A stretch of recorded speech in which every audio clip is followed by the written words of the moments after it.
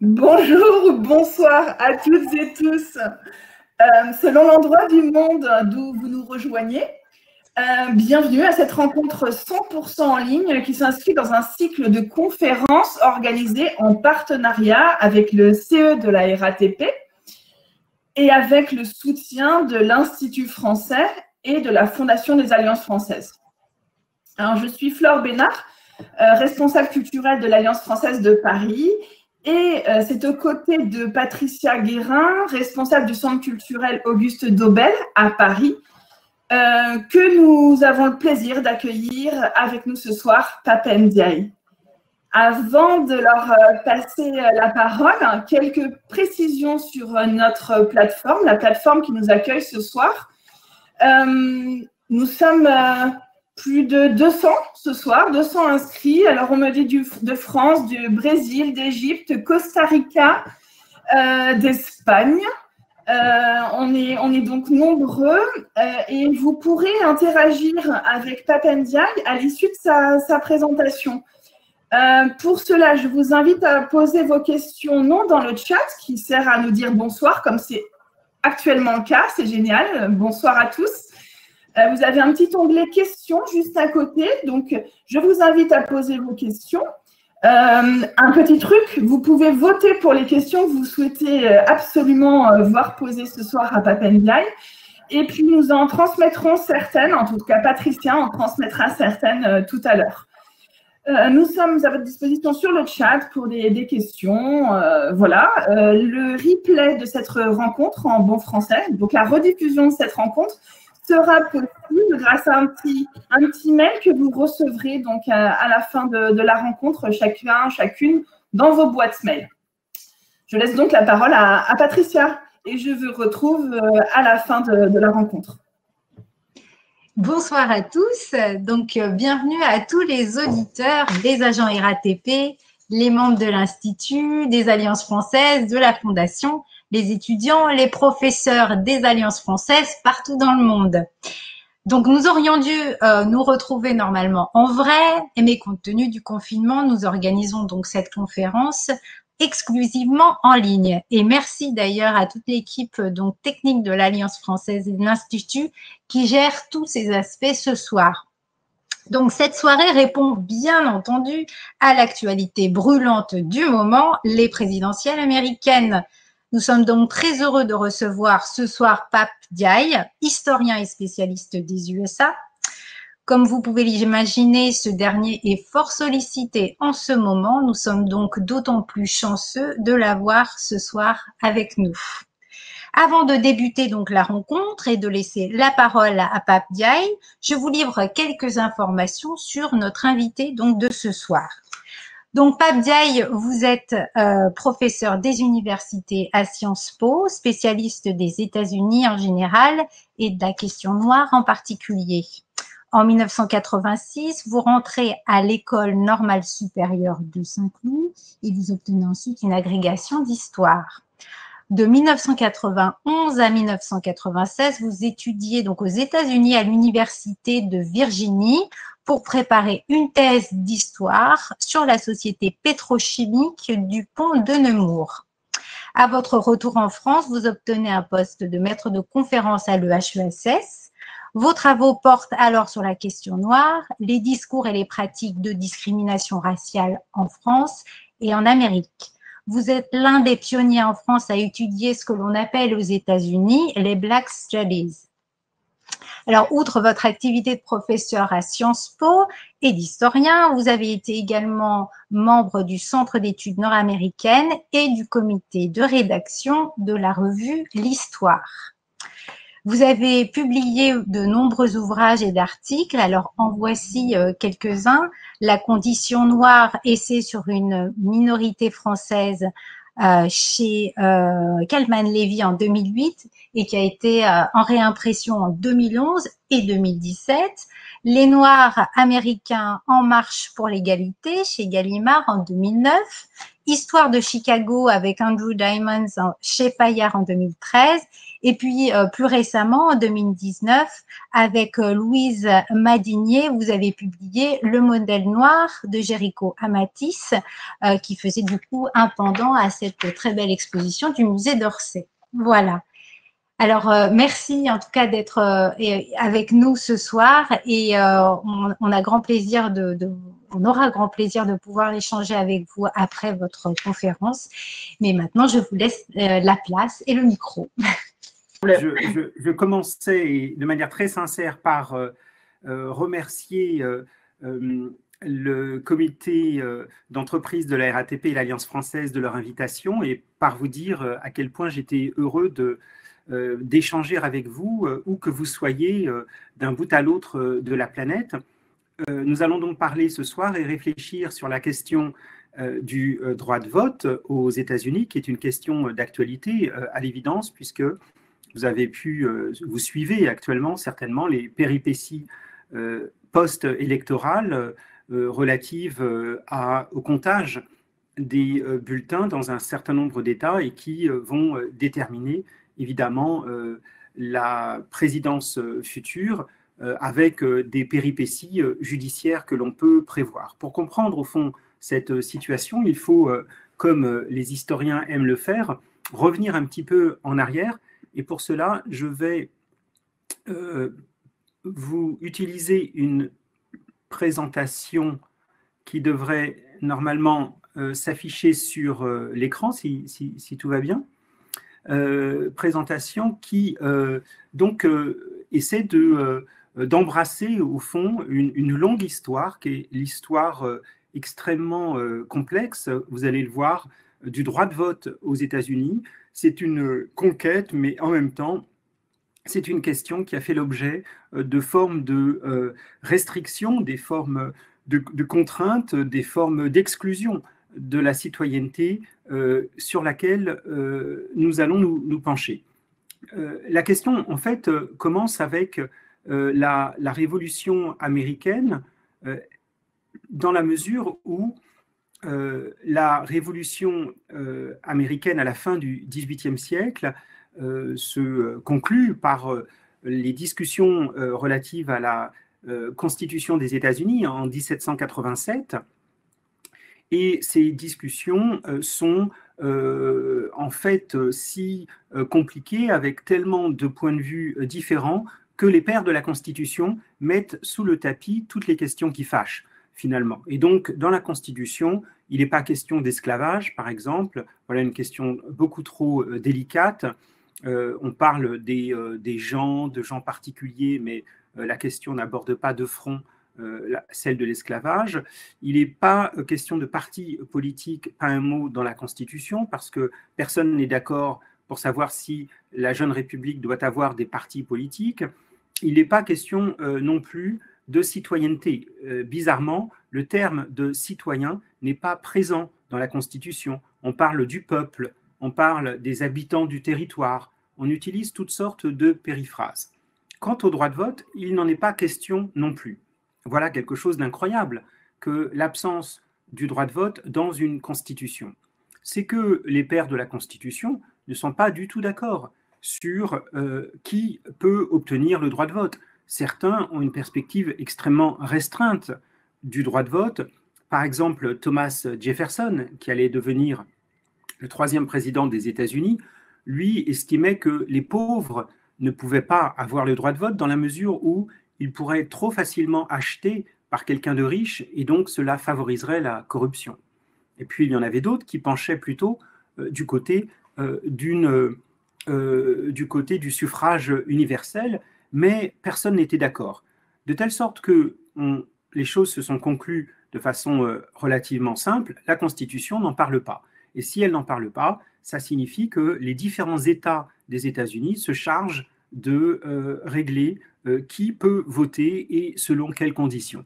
Et donc, à partir de 1787, le droit de vote a été dispersé selon toutes sortes de possibilités. Dans certains États très ouverts, comme le Vermont, par exemple, à partir de 1791, le droit de vote est acquis à tous les hommes de plus de 21 ans. Dans d'autres États, notamment les États du Sud, là où l'esclavage régnait d'ailleurs, eh bien, le droit de vote est réservé à des hommes possédant des biens importants, des marchands, des propriétaires terriens, etc.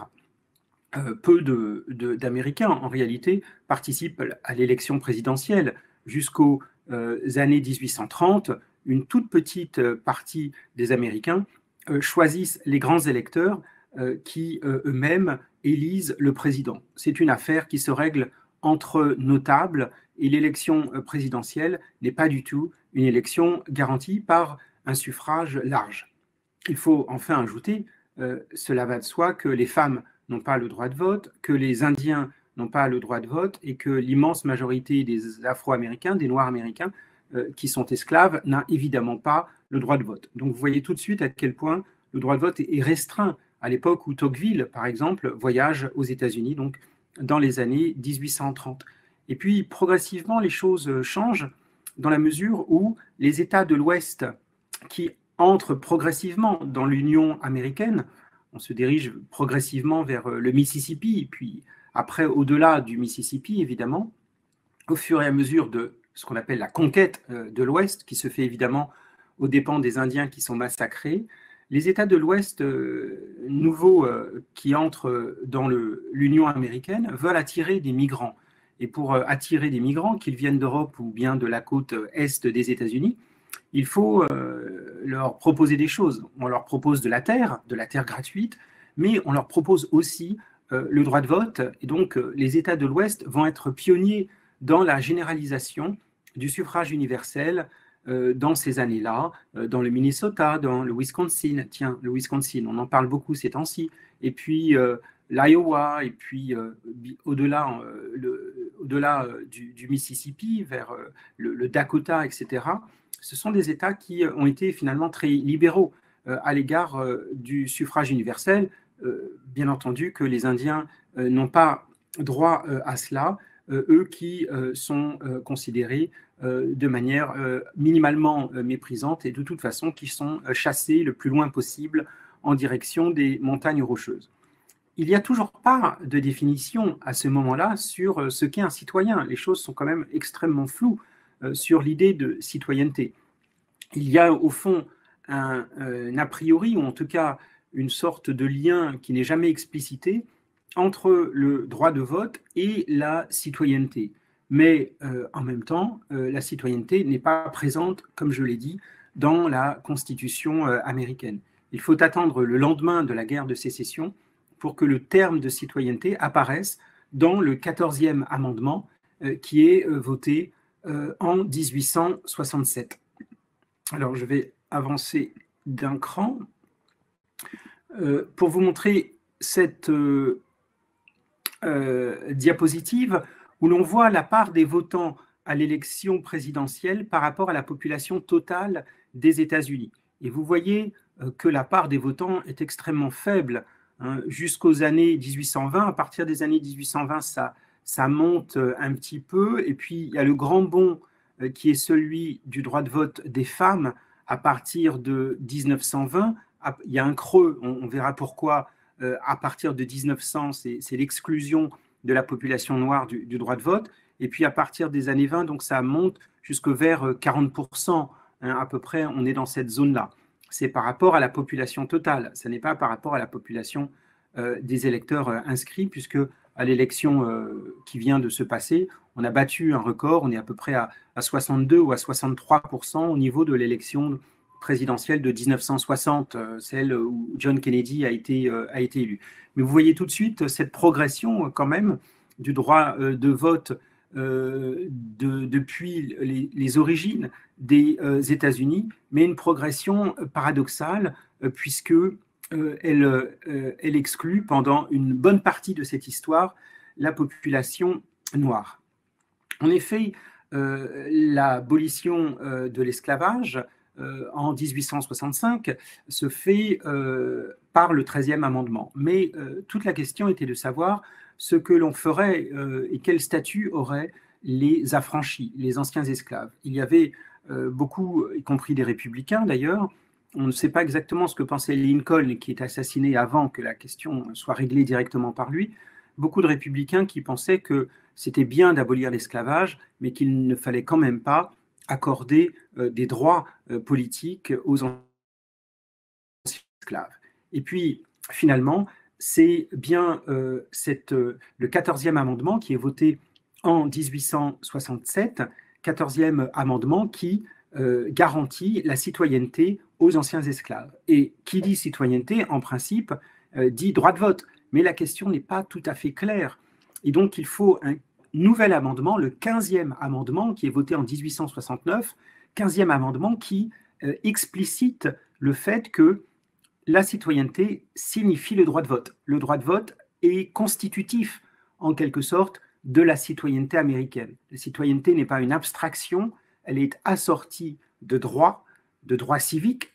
En l'occurrence, parmi ces droits, il y a bien la question de pouvoir voter. Et donc, à partir de là, les Noirs qui vivent massivement dans le sud des États-Unis peuvent voter, et ils le font d'ailleurs de manière très très intense à ce moment-là, eux qui sont majoritaires dans des États comme l'Alabama, le Mississippi ou bien la Caroline du Sud. Et ces États envoient à Washington des sénateurs, 2 sénateurs du Mississippi, des représentants.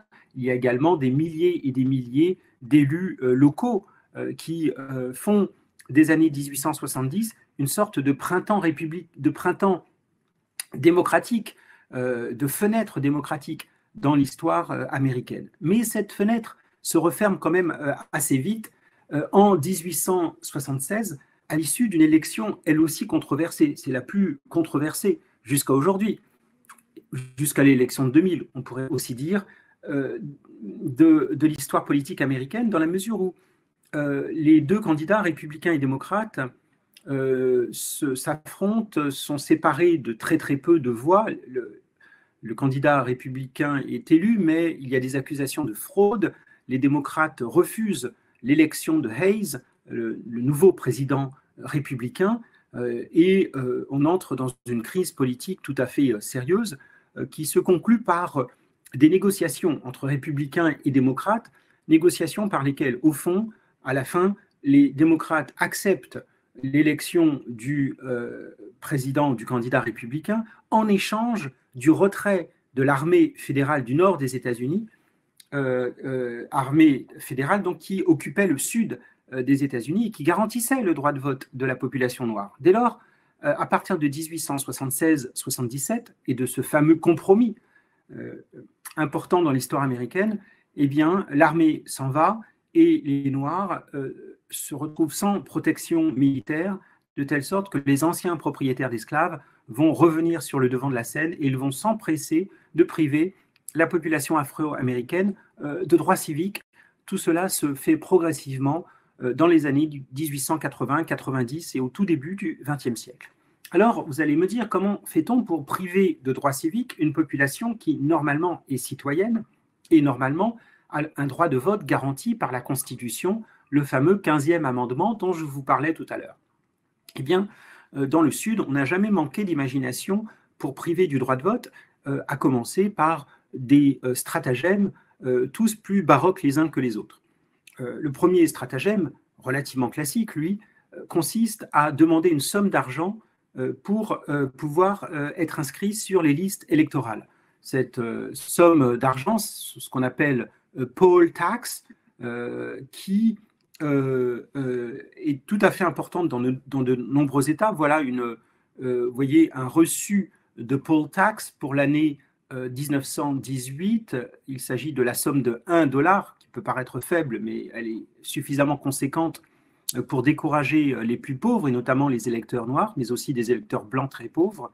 Ça se passe ici, là, en Louisiane, hein, c'est dans la paroisse, dans une paroisse pas très loin de la Nouvelle-Orléans, je suppose, voilà, un reçu pour la poll tax, mais il y avait également d'autres formules, en quelque sorte, permettant de se débarrasser de cette population indésirable. Sur cette diapositive, vous voyez la carte du sud des États-Unis avec les différents stratagèmes qui ont été inventés, à commencer par la poll tax dont je parlais tout à l'heure. Il y a aussi le literacy test, c'est-à-dire un test littéralement d'alphabétisation où en réalité on pose des questions aux candidats à l'inscription sur la liste électorale, on lui pose des questions sur la démocratie américaine, sur la Constitution. On pose des questions tellement difficiles que les candidats en question sont incapables d'y répondre. Si vous voyez un film très intéressant qui s'appelle Selma, qui est sorti il y a quelques années, on voit bien cette femme jouée par Oprah Winfrey qui se présente au bureau de Selma pour s'inscrire, et puis le fonctionnaire lui demande combien il y a de comtés. Non, il lui demande d'abord de réciter le début de la Constitution de la Déclaration d'indépendance, ce qu'elle fait. Il lui demande ensuite combien il y a de comtés dans l'Alabama. Il y en a 67, monsieur. Et lui est surpris par la réponse qui est exacte. Et alors il lui dit, citez-moi le nom des juges principaux des 67 comtés de l'Alabama. Elle est évidemment incapable de répondre à cela et elle ne peut pas obtenir le droit de vote. Voilà le genre de test que l'on fait passer dans le Sud pour pouvoir voter. Et puis il y a une troisième clause qui est encore plus baroque, qui est celle du grand-père, qui existe dans un certain nombre d'États, comme vous pouvez voir sur la carte. Clause du grand-père qui précise que seuls peuvent voter les électeurs dont le grand-père lui-même pouvait voter, ce qui évidemment exclut la population anciennement esclave, ou en tout cas les descendants d'esclaves. Voilà comment dans le Sud, on a exclu les Noirs américains et ces lois ont été en vigueur jusqu'aux années 60, jusqu'en 1965, plus précisément, à l'exception de la loi du grand-père qui a été interdite plus tôt, mais dans tout le Sud, quand on est noir, il est pratiquement impossible de voter, sauf une toute petite minorité, mais qui n'a aucun poids politique de toute façon.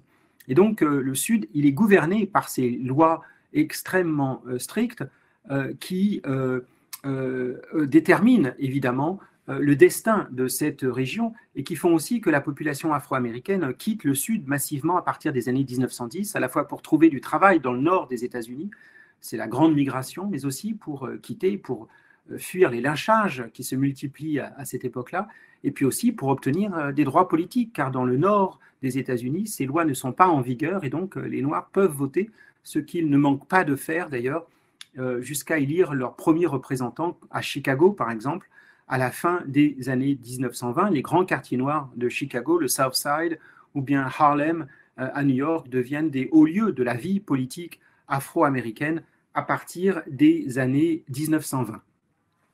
Il est une autre catégorie de personnes dont je vais parler un instant, c'est la question des femmes, puisque les Américaines ne peuvent pas voter. En fait, il semblerait que les Américaines, en tout cas dans certains États, elles aient pu voter au moment de la Révolution américaine, mais que la porte là s'est elle aussi refermée promptement, si je puis dire. Des femmes qui ont pu, qui se sont organisées à partir des années 1840 et qui se sont politisées autour de deux grandes questions qui vont être deux grandes questions fondatrices du féminisme américain. La première, c'est la question de l'abolitionnisme. Les femmes ont été des grandes militantes de l'abolition de l'esclavage. Et la deuxième question, c'est celle de la tempérance, c'est-à-dire de l'interdiction de la consommation et de la vente d'alcool.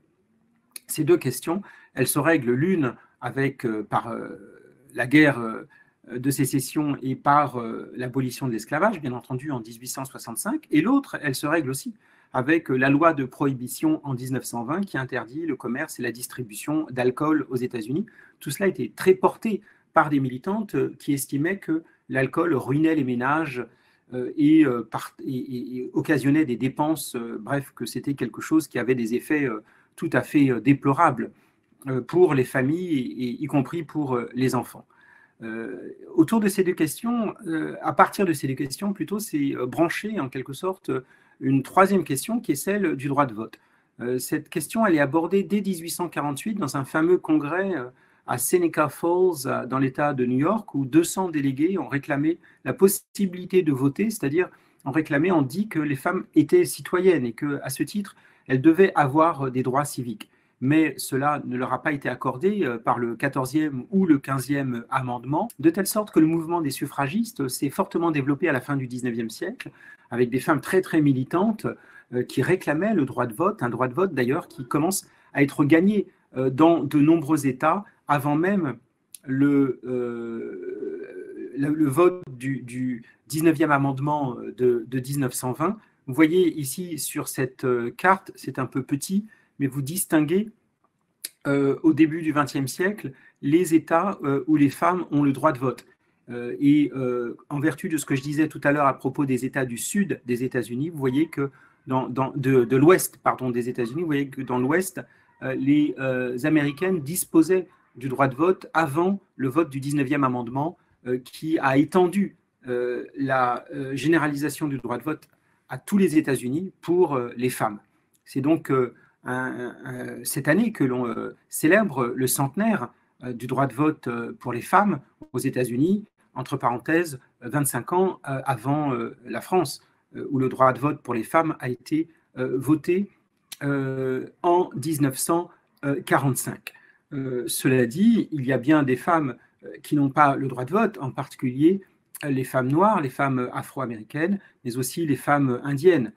Entre parenthèses, les Indiens obtiennent la citoyenneté en 1924, mais c'est une citoyenneté limitée finalement, et très peu d'Indiens peuvent voter après 1924. Il faut attendre plutôt les années 60 pour que les Amérindiens puissent voter dans des conditions satisfaisantes avec l'installation de bureaux de vote dans les réserves indiennes de l'ouest des États-Unis.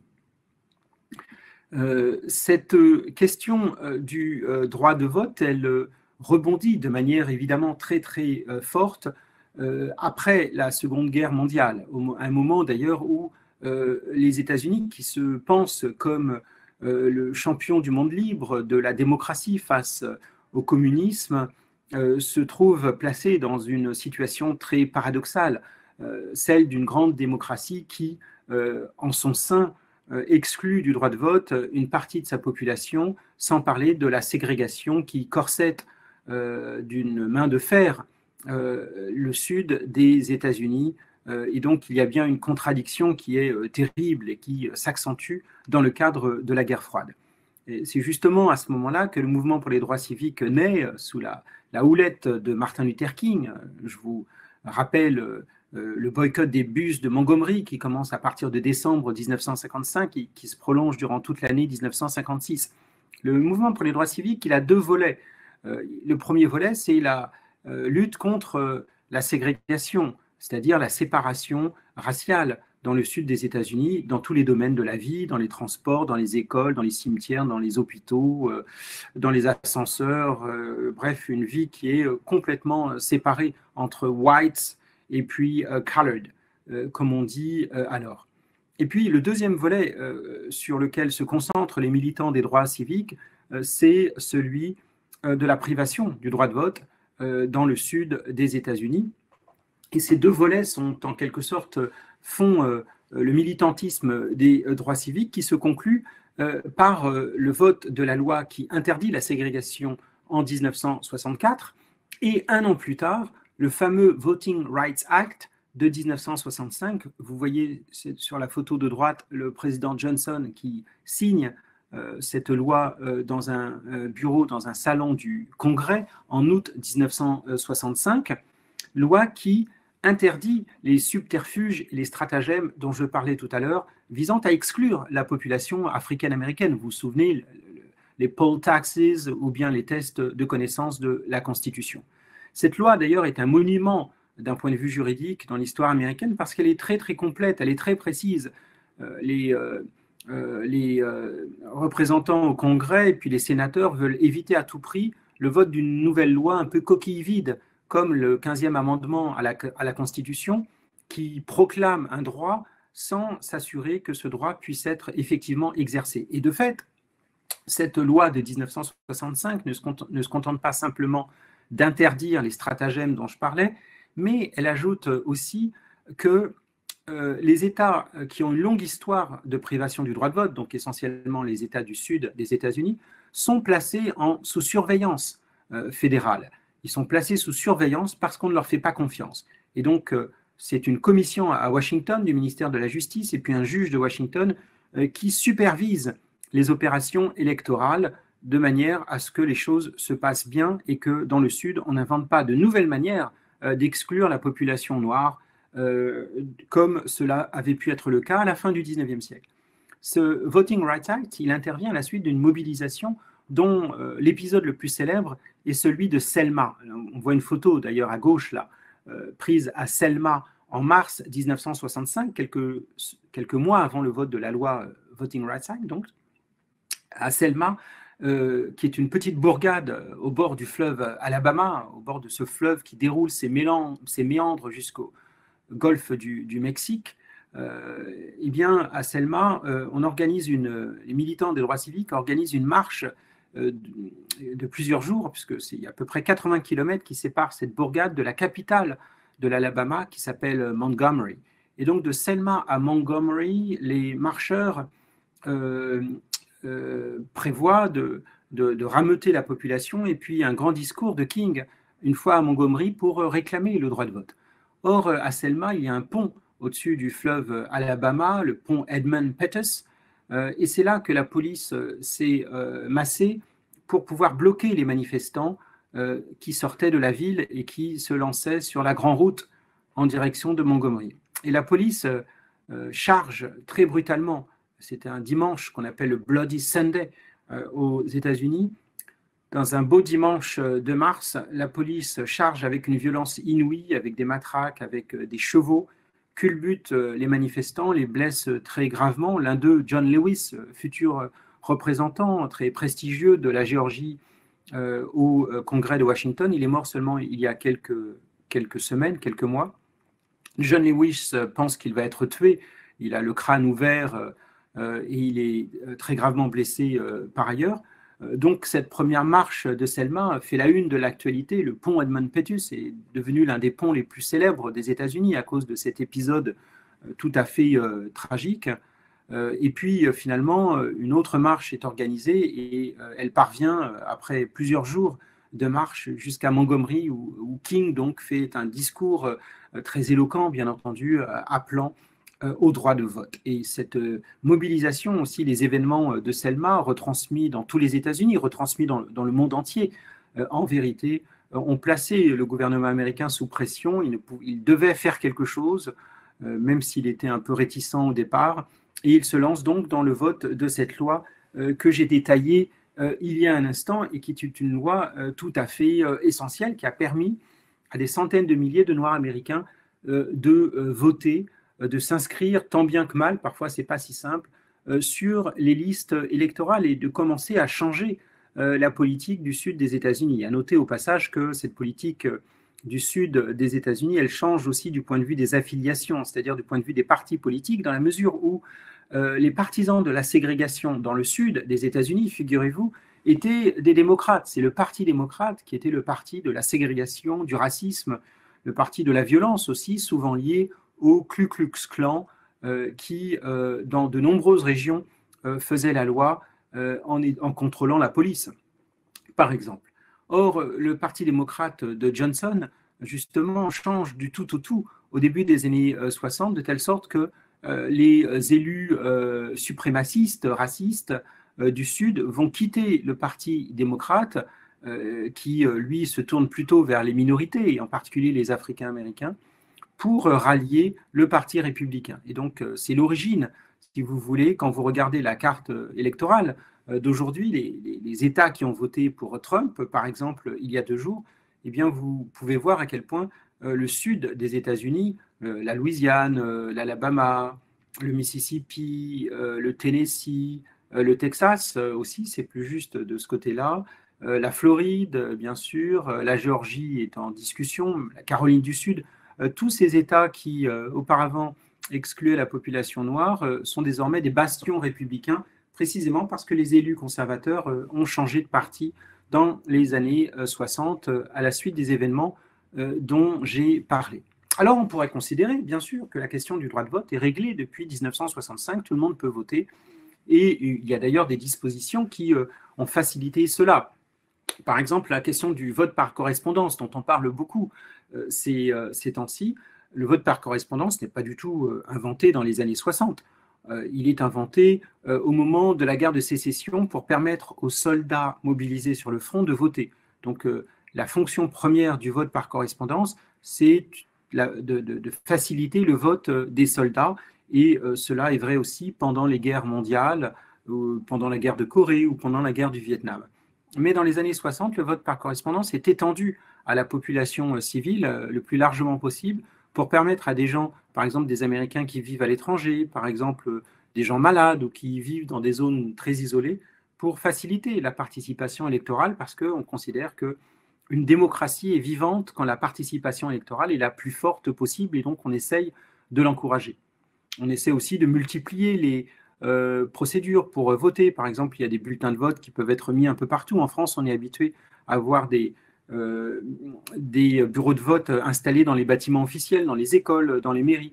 Mais aux États-Unis, on pouvait installer des bureaux de vote dans les supermarchés, dans les cafés, dans tout lieu commode d'accès pour justement encourager la participation électorale. Et donc, on est à cette époque dans une ouverture qui est aussi favorisée par l'abaissement de la majorité à 18 ans au début des années 1970, qui aussi permet aux jeunes Américains de voter, y compris pour l'élection présidentielle. Donc on pourrait considérer que la question est en quelque sorte réglée, mais que nenni, comme vous pouvez l'imaginer, et comme le suggère d'ailleurs cette diapositive où vous voyez que 50 ans après Selma, le droit de vote a encore de l'importance. Donc 50 ans après Selma, c'est 1965, ça nous place en 2015, une manifestation qui a lieu en 2015 pour le droit de vote. Alors on pourrait se dire, mais de quoi s'agit-il puisque en principe, la question est réglée.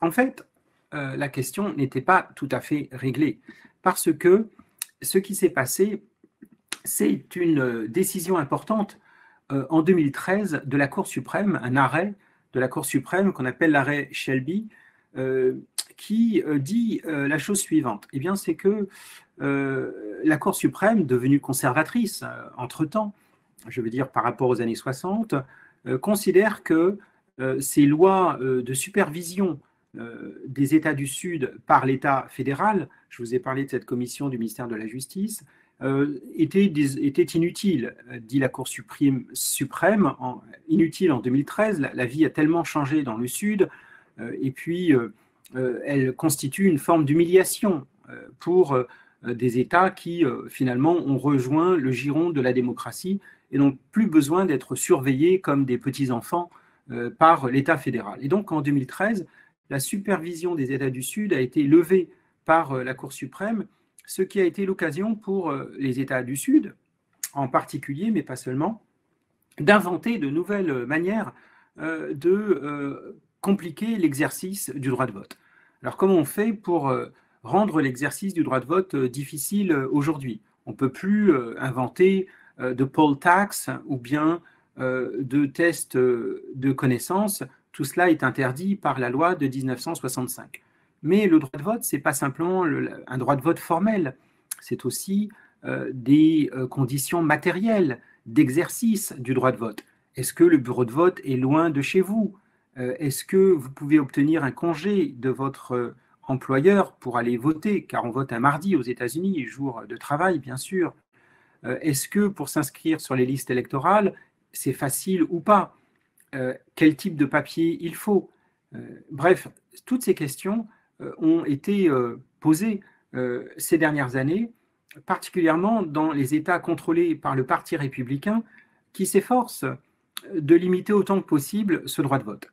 Alors, des milliers de bureaux de vote ont été supprimés aux États-Unis, notamment dans les quartiers qui votent mal, si j'ose dire, c'est-à-dire les quartiers noirs ou bien y compris certains quartiers hispaniques.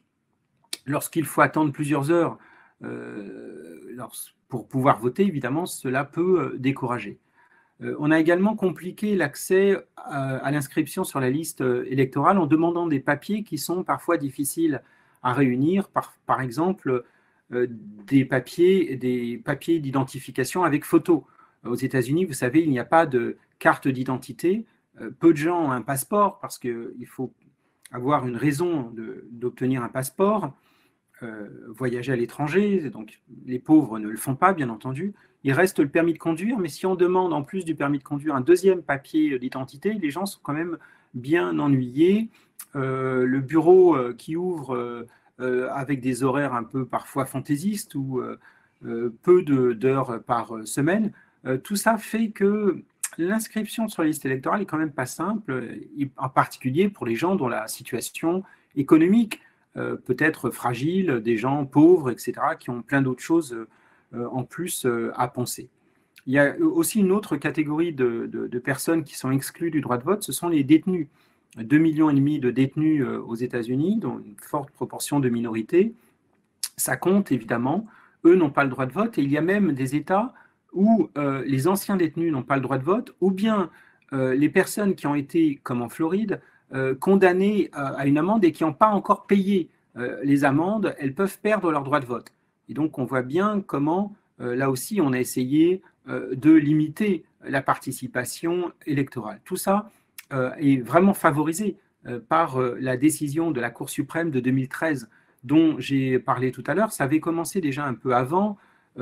Jeff Sessions, l'ancien ministre de la Justice de Trump, qui était un procureur fédéral dans l'Alabama, était un spécialiste justement qui rayait des listes électorales à tour de bras, en particulier dans les comtés où la population africaine-américaine était majoritaire. C'est pour ça que quand il a été nommé ministre de la Justice par Trump, il y a eu beaucoup de protestations parce qu'on a rappelé son passé, qui était un passé de privation du droit de vote pour la population noire dans son État natal de l'Alabama. Donc tout ça fait que la situation s'est dégradée ces dernières années.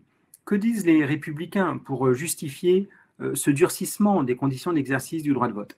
Eh bien, ils utilisent un argument que vous entendez beaucoup ces jours-ci, qui est celui de la fraude électorale. En effet, les républicains disent « Oh, mais il faut se méfier de la fraude électorale. Il y a des gens qui essayent de voter plusieurs fois, ou bien des électeurs morts, ou bien des électeurs qui ne sont pas citoyens américains, des migrants hispaniques que le Parti démocrate ferait venir d'Amérique centrale pour pouvoir participer à l'élection américaine. » Il y a même eu cette rumeur fantaisiste d'un chien prénommé Rizzi, un bel épagnol, paraît-il, qui aurait été inscrit sur la liste électorale du Missouri, de Saint-Louis. En réalité, ça n'était pas vrai, mais tout cela a été activé de façon insistante depuis le début des années 2000 pour suggérer qu'il fallait un tour de vis, en quelque sorte, sur les opérations électorales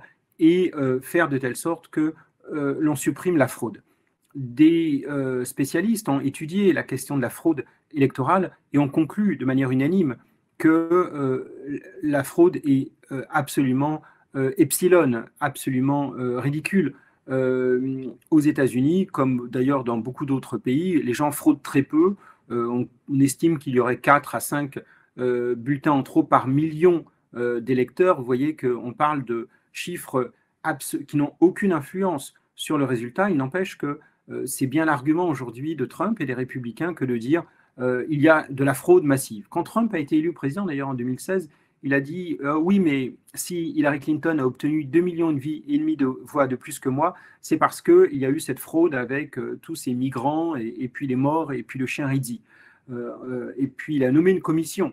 Il attendait évidemment que la commission explique qu'il y a une fraude massive. Et puis la commission a cessé ses activités au bout de quelques semaines lorsqu'elle s'est rendue compte qu'il n'y avait pas de fraude électorale aux États-Unis. Ça n'a pas empêché Trump, bien entendu, de revenir avec le même sujet ces temps-ci et de lancer des opérations judiciaires pour essayer évidemment de faire invalider les bulletins qui ne lui plaisent pas et les résultats électoraux qui ne lui plaisent pas, particulièrement dans les États les plus disputés. Je pense à la Pennsylvanie qui fait couler beaucoup d'encre ces temps-ci.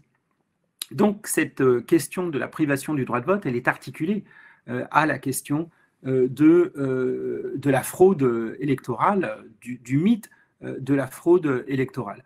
Si l'on regarde cette carte, eh bien on voit que la privation du droit de vote pour les Africains américains, vous voyez, elle est très forte dans un État comme la Floride, par exemple, c'est le bleu foncé, dans un État comme la Virginie également, dans certains États dans l'Ouest, hein, je vois l'Arizona et puis le Nevada, bref, on voit que les pourcentages d'exclusion du droit de vote peuvent être tout à fait importants, ils peuvent aller au-delà de 20%, ce qui a évidemment des incidences significatives sur les résultats des élections. Lorsqu'on pense aux résultats de la Floride, par exemple, on ne peut pas penser seulement la question de la participation électorale des minorités, uniquement en termes de ils n'ont pas participé, ils sont restés chez eux, etc. Mais c'est qu'il y a aussi beaucoup de gens qui ont perdu le droit de vote aux États-Unis, qui ont perdu leur droit civique, par exemple à la suite, comme je le disais, d'une pécadille judiciaire, éventuellement d'un séjour en prison, mais ce n'est même pas nécessairement le cas, ou qui n'ont pas trouvé les bons papiers pour pouvoir s'inscrire ou qui ont été rayés des listes électorales. Cette question-là, elle est tout à fait essentielle pour comprendre certaines dynamiques électorales d'aujourd'hui. En lien avec cette question de l'exclusion du droit de vote, on pourrait poser la question, évidemment, d'une autorité fédérale pour régler cette question. Mais comme je vous l'ai expliqué, cette question, elle est limitée par le fait que la Constitution est muette sur la question des élections, et donc ce sont bien les autorités de chaque État qui déterminent les procédures électorales. On se met juste d'accord sur le jour de l'élection, le premier mardi de novembre, et puis ensuite chacun se débrouille. Le nombre de candidats peut même varier. On ne parle que des 2 principaux candidats, mais il y a à peu près 1 millier, même un peu plus, de candidats à l'élection présidentielle dont vous n'avez jamais entendu parler, peut-être à l'exception de la candidate écologiste et puis du candidat libertarien. Mais ce millier de candidats n'est pas présent dans tous les États. La liste des candidats varie selon les États parce que les exigences pour pouvoir se présenter à l'élection présidentielle sont variables selon les différents États. Donc, imaginez qu'en France, selon les départements, eh bien, à l'élection présidentielle, il y a une liste de candidats qui varie. Eh bien, c'est la situation des États-Unis. Il n'y a pas de commission fédérale, à l'exception d'une commission qui s'occupe des comptes de campagne, il n'y a pas de commission fédérale qui imposerait des normes nationales qui permettraient d'avoir une appréciation et puis en même temps un cadre juridique global permettant d'unifier les pratiques. Selon les États, les choses peuvent se passer de manière très très variable. Il y a des machines, il y a des bulletins de vote à l'ancienne, si j'ose dire. L'organisation matérielle des élections varie complètement. Et ce sont donc les cours suprêmes de chaque État qui décident éventuellement des litiges judiciaires, pas la Cour suprême des États-Unis, même si de manière presque illégale, en fait, la Cour suprême des États-Unis est intervenue en 2000 pour interrompre le recomptage des bulletins dans l'État de Floride, alors que quelques centaines de voix séparaient à ce moment-là Al Gore, le candidat démocrate, de George W. Bush. George W. Bush est élu seulement en décembre à l'issue d'une longue procédure judiciaire et de l'intervention de la Cour suprême des États-Unis dans un domaine où normalement sa juridiction ne s'exerce pas puisque le vote est encore une fois à l'échelle des 50 États et pas à l'échelle des États-Unis. Il y a également d'autres bizarreries dans ce système complètement décentralisé. Par exemple, le fait que les électeurs ou les citoyens de Porto Rico ne votent pas à l'élection présidentielle. En effet, Porto Rico n'est pas un État des États-Unis, c'est une sorte d'État associé, de territoire des États-Unis, dont les habitants ont la citoyenneté américaine, mais une citoyenneté dépourvue de droits du point de vue des institutions principales, la présidence et le Congrès. Donc les portoricains peuvent élire ou peuvent choisir des candidats aux primaires des partis, qui sont des événements en quelque sorte privés, mais ils ne votent pas à l'élection présidentielle. Les habitants de Washington, jusqu'en 1961, ne pouvaient pas voter à l'élection présidentielle. Depuis, ils peuvent voter, les habitants du DC, du District of Columbia, mais ils n'ont pas de représentants au Congrès de Washington. Ils n'envoient que des observateurs. Donc, les habitants de la capitale fédérale, Washington, ont des droits civiques qui sont des droits politiques, on va dire ici, qui sont limités par rapport aux autres citoyens américains. Vous voyez un peu la complexité de ce système qui fonctionne en réalité pour peu que tout le monde, qu'il y ait un consensus sur son fonctionnement. La Constitution est tellement floue en réalité sur tout cela que la seule manière que ça marche, c'est un accord général entre les principaux partis pour faire fonctionner ça. C'est ainsi qu'en 1876, on s'est mis d'accord avec un compromis, le retrait de l'armée et puis le maintien d'un président élu dans des conditions contestables. En 2000, Al Gore, qui pourtant avait tout lieu de protester contre cette décision de la Cour suprême dont je parlais, a choisi de manière assez honorable et gracieuse de ne pas contester l'élection de George Bush, alors qu'il avait obtenu au passage beaucoup plus que de voix comme Hillary Clinton que son adversaire.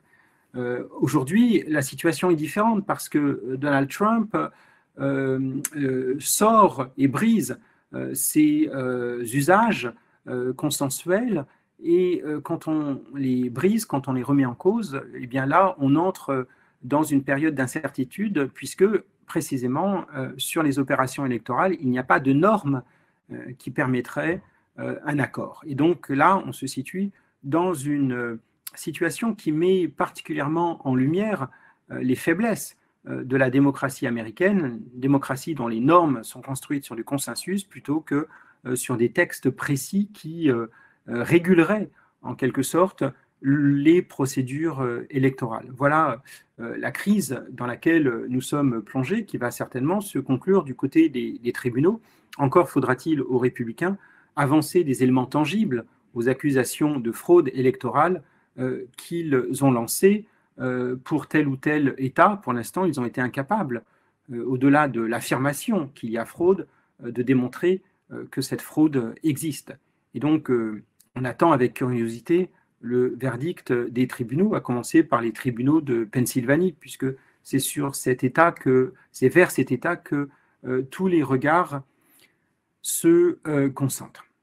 Je vais conclure en disant que cette histoire du droit de vote, elle est donc une histoire extrêmement compliquée, marquée par des différences importantes entre les différents États, marquée notamment par l'exclusion du droit de vote de la population noire entre la fin du 19e siècle et puis le milieu des années 1960.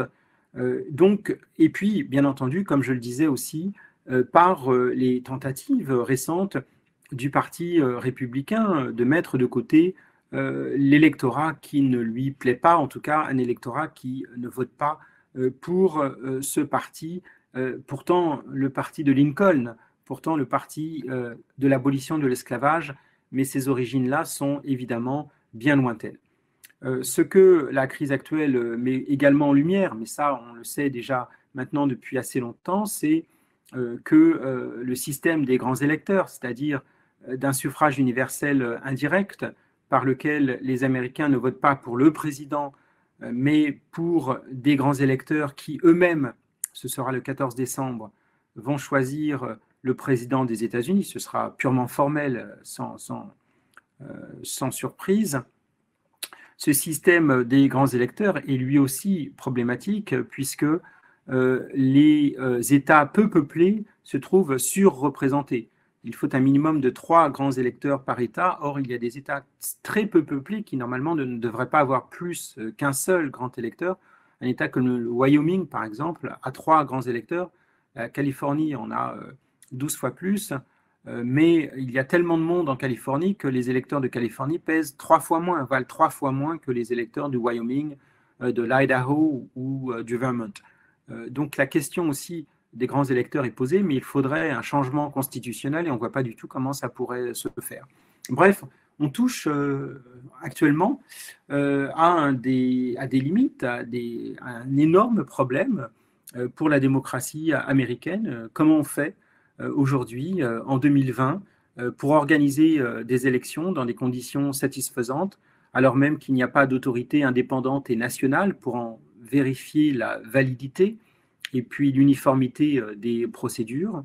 Comment on se dépatouille, si j'ose dire, avec ce système des grands électeurs qui lui aussi est un peu à bout de souffle et qui permet à des candidats qui obtiennent beaucoup moins de voix que leurs adversaires d'être élus. Ça a été le cas de Trump en 2000, ça a été également le cas de George W. Bush, Trump en 2016, George W. Bush en 2000, veux-je dire. Donc, il y a bien cette situation des décalages entre volonté populaire et puis résultat final. Il est à prévoir à cet égard que Joe Biden va obtenir sans doute 3 millions, au moins 3,5 millions de voix de plus que Donald Trump, alors que le résultat est extrêmement serré, comme vous le savez, à tel point qu'on n'en a pas encore tout à fait le résultat et il va falloir sans doute attendre au moins l'épuisement des procédures judiciaires qui sont en cours. Donc les États-Unis ne sont pas au bout de leur peine, démocratique. On voit bien que le système est à bout de souffle, qu'il faut le réinventer en quelque sorte, ce qui est une tâche très très difficile, bien entendu, mais après tout, c'est aussi en s'attelant à des tâches très difficiles que des présidents, que des candidats à la présidence deviennent des grands présidents. Qui auraient pensé qu'un Franklin Roosevelt, par exemple, homme politique vieux cacique du parti démocrate, devienne le grand président populaire du New Deal au moment de son élection en novembre 1932. C'est tout le mal qu'on souhaite à Joe Biden si toutefois son élection se trouve validée et confirmée par les cours de justice qui vont maintenant se prononcer sur cette question. Voilà. Je vous remercie et j'attends avec intérêt et impatience vos questions. Eh bien, rebonsoir. Donc, beaucoup de questions très intéressantes. Alors, je vais passer à la première question qui nous vient donc de Zora, qui habite au Maroc. Alors, elle vous demande, à votre avis, pour quel candidat les jeunes Américains voteraient-ils plutôt ? Bonsoir Zora. Les jeunes Américains votent assez largement en faveur des démocrates. Plus l'âge avance, plus les Américains votent en faveur du Parti républicain. Donc le socle d'un point de vue générationnel du Parti républicain, ce sont les Américains plutôt âgés, avec quelques nuances aujourd'hui en raison de la crise du corona qui a pu refroidir certains électeurs âgés. Tandis que les électeurs jeunes ont voté très très clairement et dans des proportions sans doute importantes, on n'a pas encore les statistiques précises, pour Joe Biden, comme ils avaient voté d'ailleurs pour Hillary Clinton il y a 4 ans. Au fond, il y a une sorte de triangle politique dans la socialisation politique de la jeunesse américaine, comme d'une bonne partie d'ailleurs de la jeunesse mondiale, notamment la jeunesse des grandes villes, la jeunesse woke, comme disent les Américains, celle qui est conscientisée d'un point de vue politique. C'est la question de l'environnement et de la crise climatique, qui évidemment, lorsqu'on regarde le bilan de Trump, ne peut pas être mise à son crédit. La question également de l'égalité homme-femme, la question du mouvement MeToo, qui a eu beaucoup de puissance ces dernières années, et puis les questions antiracistes, avec les grandes manifestations que les Américains ont connues, et d'autres d'ailleurs, en juin et en juillet. On a 3 pôles là, qui sont 3 pôles tout à fait essentiels, qui font que les jeunes Américains ont voté massivement pour Biden, ce qui ne signifie pas qu'ils soient enthousiastes à l'égard de la candidature de Biden, qui a plutôt été une candidature anti-Trump, au fond, qu'une candidature de validation enthousiaste de son programme. Alors, une autre question de Suze Labadi, qui habite en France. D'où vient l'idée de voter pour des grands électeurs et non directement pour le président? Bonsoir Suze. L'idée, elle vient aussi des pères de la Constitution qui se méfiaient en réalité d'un suffrage universel direct. Ils se méfiaient à tel point, comme vous vous souvenez, que les grands électeurs n'étaient même pas choisis au début du XIXe siècle par les électeurs eux-mêmes, par les citoyens, mais ils étaient choisis par les partis eux-mêmes, par quelques notables des partis. Donc tout le système était fait pour éviter des débordements populaires. La démocratie américaine, si l'on peut dire, elle n'a pas grand-chose de démocratique avec la Constitution des États-Unis, elle est faite justement pour éviter les débordements populaires, pour éviter la populace. Elle est faite aussi à un moment où il y avait des révoltes urbaines, des révoltes populaires, et donc les pères de la Constitution, qui sont des propriétaires terriens, des propriétaires d'esclaves, des grands marchands, ils veulent à tout prix éviter que le peuple décide de choses aussi importantes que l'élection du président des États-Unis. Et donc le système des grands électeurs, c'est une sorte de filtre qui est fait pour limiter les effets du suffrage aux propriétaires terriens, à tous ceux dont j'ai déjà parlé. C'est ça l'origine du système. Et avec la démocratisation, on ne l'a pas remis en cause, même si, comme on a vu, ce système est aujourd'hui à bout de souffle. Mais pour le changer, il faudrait une modification constitutionnelle, donc que les États qui en profitent de ce système acceptent le changement. Or, les petits États comme l'Idaho ou le Wyoming, qui profitent du système actuel, ne sont pas du prêts à valider l'adoption d'un suffrage universel direct qui ferait que l'Idaho et le Wyoming n'auraient plus du tout d'importance, seraient noyés en quelque sorte d'un point de vue politique par rapport aux très gros États comme la Californie, le Texas ou l'État de New York. Il y a Alexis Kapanga en Zambie qui vous demande pourquoi est-ce que ces questions donc cruciales ne sont-elles pas discutées au Congrès ou au Sénat pour moderniser le système de vote aux USA? Bonsoir Alexis, vous avez votre question parfaitement juste, en effet, et le Congrès s'est déjà posé ces questions et il a déjà réfléchi, par exemple, en 1965 avec le vote de la loi dont j'ai parlé, qui est une loi très très belle qui porte sur l'exercice du droit de vote aux États-Unis. Et donc le Congrès pourrait de nouveau se pencher sur les questions de privation du droit de vote. Par exemple, il faudrait aussi que la couleur du Congrès soit un peu différente parce que les élus républicains au Congrès, notamment la majorité sénatoriale, freinent des quatre fers pour cela. Ils freinent des quatre fers aussi, par exemple, pour l'inclusion éventuelle de Porto Rico comme 51e État des États-Unis ou même du District of Columbia comme un État à part entière parce qu'il se trouve que ces États votent très largement démocrates et que s'ils étaient inclus et s'ils devenaient des États des États-Unis, ça avantagerait le Parti démocrate. Et donc, on a là une opposition politique circonstancielle, finalement, qui bloque la possibilité d'un véritable changement, ne serait-ce que par la loi. Et je ne parle même pas de changements constitutionnels qui, eux, exigent des majorités et puis des votes dans chacun des 50 États qui, d'un point de vue politique, sont hors d'atteinte pour l'instant. Alors, une autre question de Arnaud Mazière, France, qui habite en France, et de la RATP. Bonjour. Alors, est-ce que le catholicisme de Joe Biden constitue un élément clivant dans l'électorat américain? Je dirais non, plus maintenant. Il y a eu déjà un président catholique aux États-Unis en la personne de John Kennedy. Kennedy, lorsqu'il est élu président, ou lorsqu'il fait campagne en 1960, tout le monde glose sur le fait que c'est un catholique. Il y a des accusations d'ailleurs qui sont lancées par les républicains comme quoi John Kennedy serait lié à la papauté à Rome, que son chef ce serait le pape à Rome, qui aurait donc un pouvoir sur les États-Unis. Vous voyez toutes sortes d'accusations fantaisistes à cette époque. Tout cela s'est quand même largement dilué.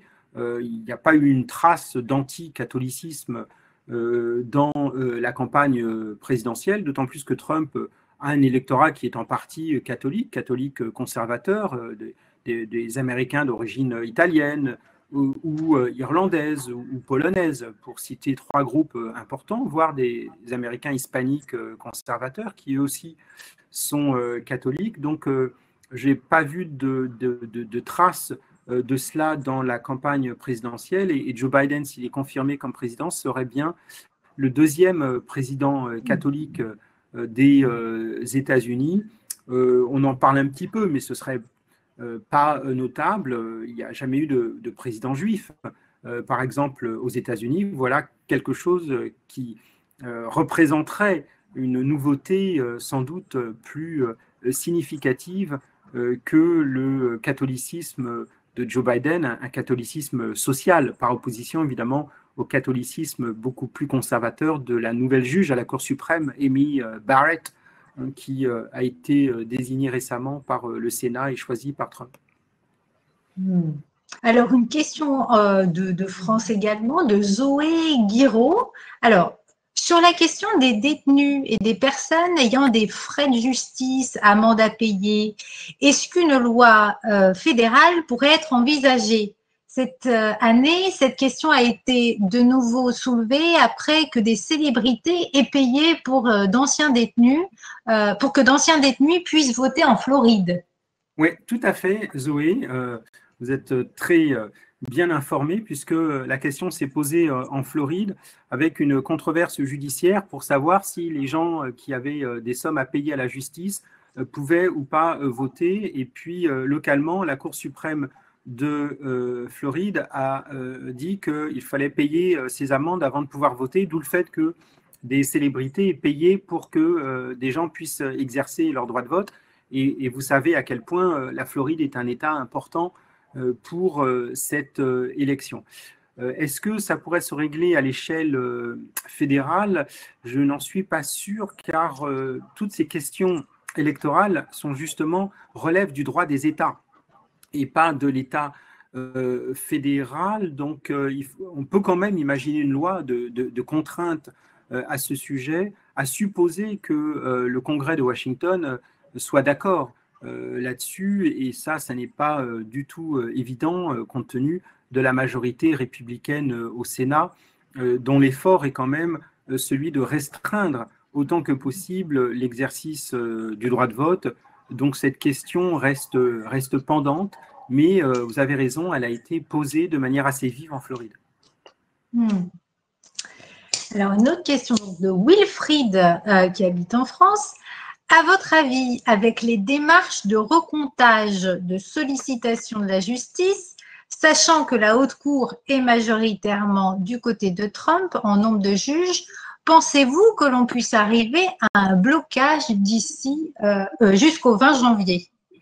Bonsoir Wilfried, il faut que tout soit décidé bien avant le 20 janvier, il faut que ce soit décidé avant le 14 décembre, date à laquelle les grands électeurs vont se réunir pour choisir le futur président des États-Unis qui entrera effectivement en fonction le 20 janvier.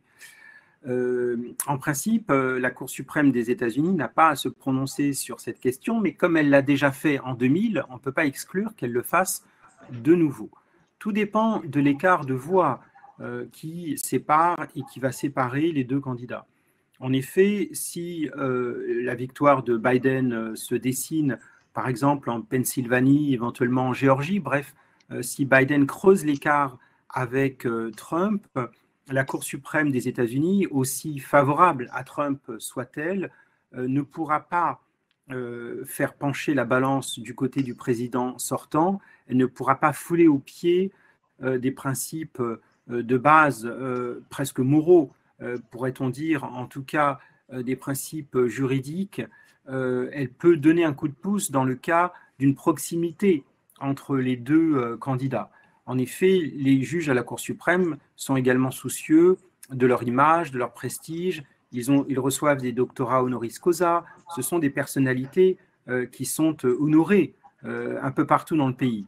S'ils tordaient à ce point la démocratie au point d'accorder la présidence à Trump contre toute vraisemblance et contre tout principe, il serait honni, il serait blacklisté dans beaucoup de cercles, y compris les cercles universitaires. Les étudiants ne voudraient plus venir en stage chez eux. Bref, ils ne peuvent pas prendre ce risque. Et donc, je pense, je peux me tromper, mais je pense que la Cour suprême n'interviendra que en cas de proximité immédiate entre les deux candidats.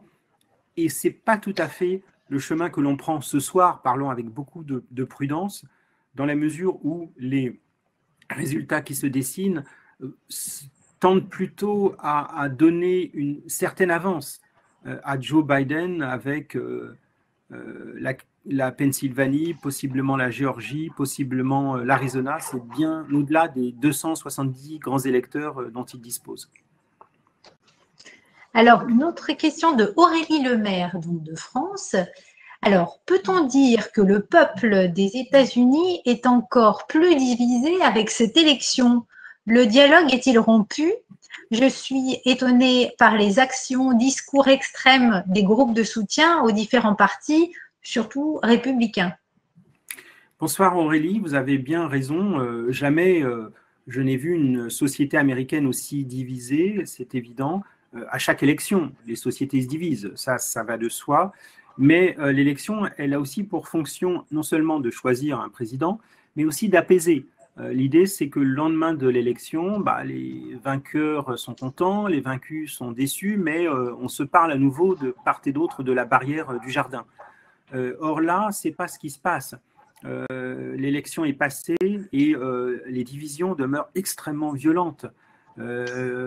Entre voisins, entre membres d'une même famille, il y a quelque chose de très violent qui s'est passé avec cette campagne électorale. Et il faut bien avouer que l'agent principal de ce clivage violent dans la société américaine, c'est le président sortant. C'est lui qui utilise la rhétorique incendiaire. C'est lui qui qualifie ses adversaires de criminels ou d'ennemis à réduire le plus possible. C'est lui qui a indiqué à une de ses milices suprémacistes de l'Oregon de reculer, de se tenir prête. Bref, il y a un langage là qui n'est pas un langage d'apaisement, mais qui est un langage qui active les braises et qui fait que le président actuel a une responsabilité importante dans ce qui se passe. Donc la tâche, si Joe Biden entre en fonction le 20 janvier, sa tâche sera immense, puisqu'il s'agit à la fois d'une crise sanitaire, d'une crise économique, ça on le sait, mais aussi d'une crise politique. C'est comment on fait pour réconcilier en quelque sorte la société, pas faire que les gens soient d'accord sur tout, mais que la société fonctionne paisiblement, que les gens se parlent, que les différends puissent être exprimés.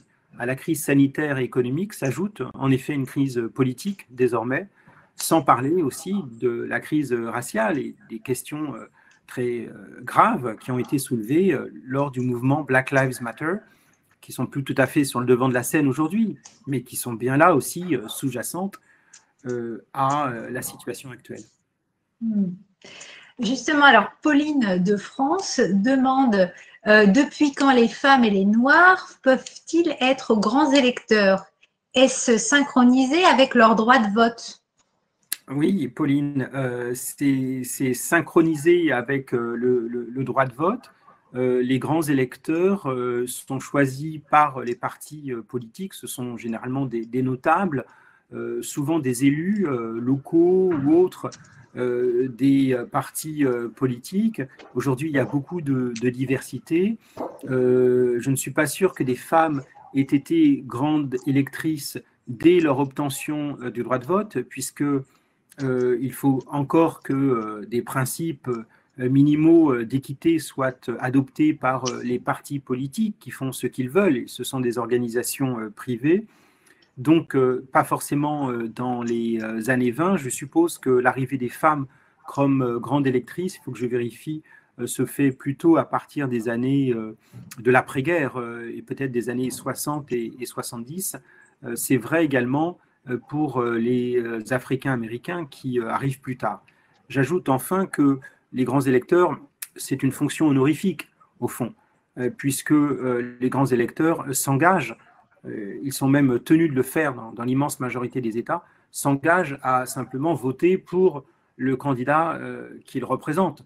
Et donc, le vote des grands électeurs le 14 décembre est une opération purement formelle. Il n'y a pas de surprise à attendre de ce point de vue-là. Donc, le choix de ces grands électeurs n'est pas déterminant. Ils sont juste choisis pour une seule opération, élire un président, mais ils n'ont pas le choix puisqu'ils doivent élire le président dont ils sont les représentants.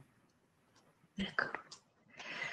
Alors, Patricia Serre-Cancalou, à Serre-Cancalou, en France, voilà. Le spectre d'un État totalitaire peut-il être présent au sein du système politique aux États-Unis? Bonsoir Patricia. Un système totalitaire, ça fait référence à des systèmes politiques au XXe siècle qui ont radicalement supprimé la démocratie, qui l'ont même foulée aux pieds en considérant qu'elle était nocive et qui ont institué des formes de contrôle dans tous les aspects de la vie, en supprimant l'idée même de vie privée, au fond. On en est évidemment très, très, très loin, y compris avec Trump aux États-Unis. Ce dont il s'agit plutôt actuellement, c'est d'une évolution préoccupante de la démocratie américaine avec Trump, qui le rapproche, lorsqu'on a un président des États-Unis qui annonce qu'il ne reconnaîtra pas le résultat des élections si celui-ci lui est défavorable, et c'est ce qu'il fait, bien entendu, à l'heure actuelle. Là, on a quand même quelque chose qui se rapproche de ce qu'on appelle les démocraties illibérales, c'est-à-dire des pays qui sont démocratiques sur le papier, mais contrôlés d'une main de fer par un chef autocrate qui organise des élections, bien entendu. Il y a une opposition, bien entendu, mais tout ça est fait pour empêcher, de fait, le renouvellement politique. On le voit dans un pays comme la Hongrie, par exemple, qui est pourtant membre de l'Union européenne. La Slovaquie prend le même chemin, la Pologne aussi, ces pays d'Europe centrale qui ont d'ailleurs applaudi avant même la confirmation des résultats de la réélection de Trump, sans parler des leaders autocrates comme Erdogan, par exemple, en Turquie, qui organise lui aussi des élections. Donc, tout se passe aujourd'hui comme si les dictatures jouaient le jeu formel de la démocratie, avec des simulacres, avec des parlements, avec des élections, des candidats, etc., etc. Mais tout se trouve en quelque sorte vidé de sens. Ça n'est plus qu'un théâtre d'ombre, en quelque sorte fait pour duper celles et ceux qui pourraient encore y croire. Et donc là, il y a quelque chose de préoccupant.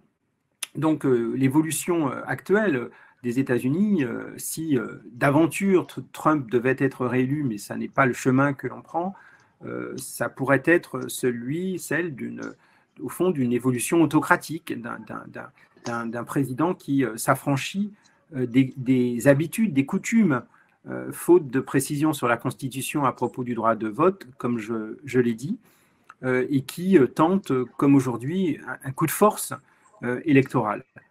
C'est plutôt cela, la menace, ce grignotage finalement de la démocratie, plutôt qu'une démocratie qui serait renversée purement et simplement. Ça n'est pas possible. Tant mieux. Alors, une question de Alexandra Vucic, qui est donc serbe et qui est étudiante à l'Alliance française de Paris. Pensez-vous que tout le monde doit voter ? Ne devrions-nous pas repenser le vote ? Ce que pense la majorité n'est pas essentiellement le mieux, si. Ces présidents sont-ils vraiment le meilleur que ces pays ont à offrir ? Ah, ça c'est un débat presque philosophique. Ouais. Et vous savez que le suffrage universel a été longtemps contesté par le suffrage qu'on appelle censitaire, c'est-à-dire un suffrage déterminé par le niveau de richesse des personnes. J'en ai parlé pour le cas des États-Unis. Il fallait être homme de bien, comme on disait à la fin du XVIIIe siècle. Parfois même suffrage qu'on appelle capacitaire, c'est-à-dire un suffrage qui est déterminé par un niveau de diplôme, par des connaissances, par ce qu'on appelle de manière évidemment simpliste une sorte d'intelligence qui est évidemment socialement déterminée. Et ça, on peut faire référence évidemment au literacy test, au test de connaissance de la Constitution qui était fait pour exclure la population noire, comme je l'ai dit tout à l'heure, mais le suffrage capacitaire a existé dans d'autres pays à travers le monde. Force est de constater que ces formules-là posent d'énormes problèmes, c'est le moins qu'on puisse dire, et posent plus de problèmes qu'elles n'en résolvent. Le suffrage universel, ce n'est pas la panacée, mais on n'a pas fait mieux jusqu'à présent. Mais là où vous avez aussi quand même raison, c'est que la démocratie, elle ne se résout pas simplement par l'organisation d'élections aussi bien tenues soient-elles. Ce n'est pas parce que la majorité l'emporte en novembre aux États-Unis que la minorité n'a pas de droits. La démocratie, c'est aussi les droits de la minorité, la capacité pour ceux qui sont politiquement minoritaires de s'exprimer, de faire valoir leur point de vue, d'avoir des positions de pouvoir aussi au sein du Parlement. C'est toutes sortes de choses qui font vivre une démocratie, la capacité de manifester aussi paisiblement quand on n'est pas d'accord avec le pouvoir. Bref, avoir une majorité politique, ça n'autorise pas tout, ça ne donne pas tous les droits, et il est tout à fait essentiel qu'en plus des élections qui comptent, bien entendu, il y ait toutes sortes de dispositifs qui protègent les droits des citoyens, les droits de ceux qui n'ont pas voté pour le bon président, parce que ça aussi, c'est une des conditions de la démocratie. Alors, une question encore de Arnaud Mazière. En 2016, Clinton a perdu avec 2,7 millions de voix en plus que Trump. Alors, deux aspects interrogent le suffrage indirect via les grands électeurs et la règle du winner take all. Est-ce que ces deux règles sont discutées aux USA ou font-elles l'objet d'un consensus? Alors, pour la première règle, donc c'est les grands électeurs, j'en ai parlé, et vous êtes bien informé, Arnaud, puisqu'il y a une deuxième règle, c'est la règle du winner takes all, c'est-à-dire le vainqueur remporte tous les grands électeurs de l'État. Et donc, même si l'élection se joue à rien, comme actuellement dans certains États, ou même il y a 4 ans, dans l'État du Michigan ou l'État du Wisconsin, où l'élection s'est jouée à 10 000 voix près de mémoire, eh bien, c'est Trump, à l'époque, qui a remporté tous les grands électeurs du Michigan, tous les grands électeurs du Wisconsin. Donc, cette règle-là, elle est évidemment très problématique et la démocratie irait mieux si on allait dans un sens proportionnel. Le nombre de grands électeurs est attribué en fonction des voix de chacun, et donc on partagerait les grands électeurs entre les deux candidats. En fait, il y a 2 États sur 50 où cette règle du winner takes all n'est pas appliquée. C'est l'État du Nebraska et c'est l'État du Maine. 2 États qui d'ailleurs pèsent pas beaucoup du point de vue des grands électeurs, mais dans ces 2 États, les grands électeurs sont attribués à la proportionnelle. Ça explique pourquoi les 2 candidats se sont rendus dans ces 2 États, parce qu'il y a possibilité de grappiller un grand électeur. C'est le cas de Biden, qui a grappillé un grand électeur dans le Nebraska, qui est pourtant solidement républicain. Et Trump avait l'espoir aussi de grappiller un grand électeur, je crois que c'est fait, je ne suis pas sûr, dans l'État du Maine, qui est pourtant solidement démocrate. Donc, en effet, cette loi générale, avec les 2 exceptions dont j'ai parlé, est un problème démocratique. Vous avez complètement raison. Très bien. Alors là, il y a une question qui vient de tomber de Johanna Schneider, donc, qui habite aux USA, aux États-Unis. Vous nous avez montré comment les mécanismes de limitation du droit de vote aux États-Unis ont évolué au cours de l'histoire. Y a-t-il un espoir de véritable suffrage universel ou cette limitation du droit de vote continuera-t-elle d'évoluer pour toujours empêchée par donc les grands électeurs? Bonsoir Johanna, j'espère que vous allez bien. C'est évidemment un problème majeur pour la démocratie américaine.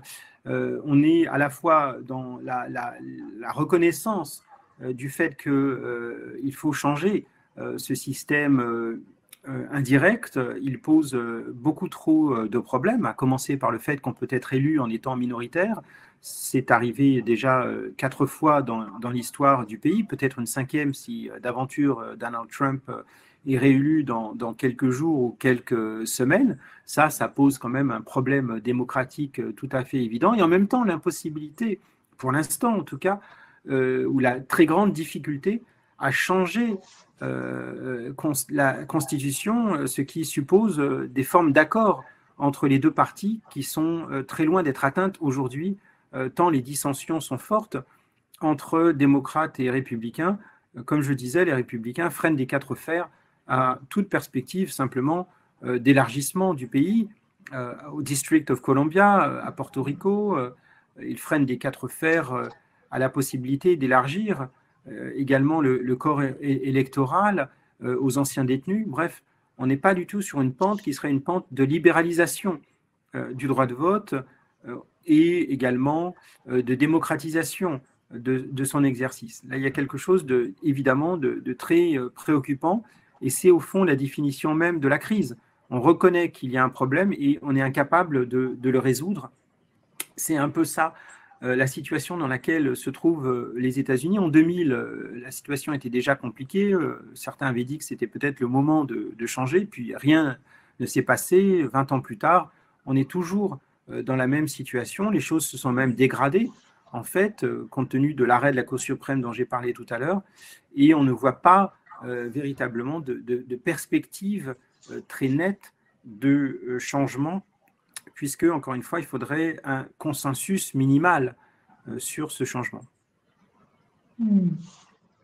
Alors, on va arrêter les questions. Il y en avait beaucoup et fort intéressantes. On sent que les auditeurs étaient très captivés. Non seulement j'ai été captivée, mais on a eu d'excellents commentaires. Un grand merci de la part dans le chat de tous nos participants. J'ai des commentaires comme éclairant, une intervention riche et claire sur un sujet tellement complexe, passionnant, avec beaucoup d'adjectifs de ce type. On vous transmettra toutes les réponses. Encore un grand merci merci beaucoup. Merci infiniment. Les questions étaient absolument brillantes. Donc, je suis épaté par les questions et j'adore l'idée de pouvoir converser même virtuellement avec des personnes qui sont un peu partout sur la planète. Ça, je trouve ça absolument réjouissant. C'est le sentiment quand même, au-delà de la géographie et des frontières, d'une communauté. Voilà, celle de l'Alliance française, dans l'occurrence. Et ça, c'est très beau. Merci beaucoup. Alors, nos prochains rendez-vous, Patricia Alors, les prochains rendez-vous, vous les voyez sur l'écran. Donc, tout d'abord, Isabelle Carré, le vendredi 27 novembre à 18 h. Donc, Isabelle Carré, vous savez, c'est cette actrice qui est aussi au théâtre et qui signe là son 2e livre, Du côté des Indiens. Donc, voilà, elle sera en conversation avec Laurence Tinader, donc le vendredi 27 novembre à 18 h, toujours en ligne. Et puis, Jean Jouzel, vous savez, ce célèbre climatologue qui viendra donc nous parler le jeudi 10 décembre à 18 h, toujours en ligne. Et c'est à l'occasion de la journée du 8 décembre, qui est la journée mondiale pour le climat. Voilà.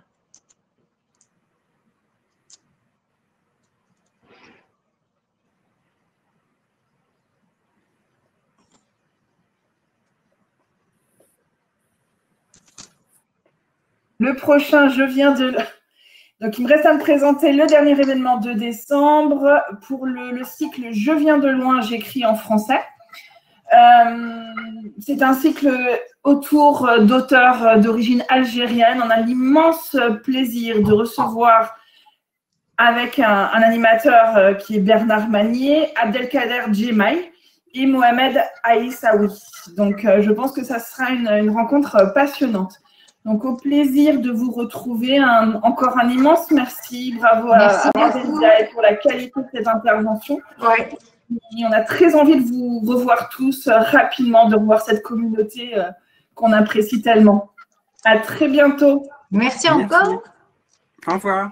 Au revoir. Au revoir, Patricia. Au revoir, Flore. Au revoir. Merci beaucoup.